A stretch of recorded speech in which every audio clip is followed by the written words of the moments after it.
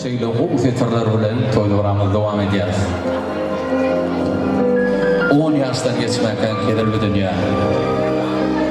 Çäge togurlanyp oýna bermeli. Şäheriň ortasyndan akýan bir suwy eşikli eşiksiz boýla bermeli. 18 ýaşda kan kelerli dünýä. Gyýlar menki diýip gepler bermeli. Bir-biriniň üýtgeşip gelýän gülleri bir-birini ýygyna sepler bermeli.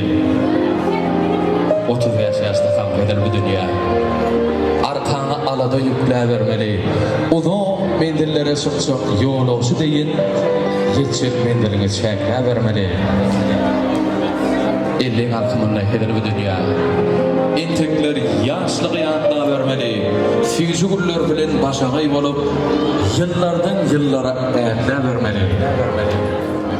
60'dan 70'den geçen son heder bir dünya. Tehlik halına uyka vermeli. Öğüt ünlüğülen yaş gelirlere her işe başını yayka vermeli.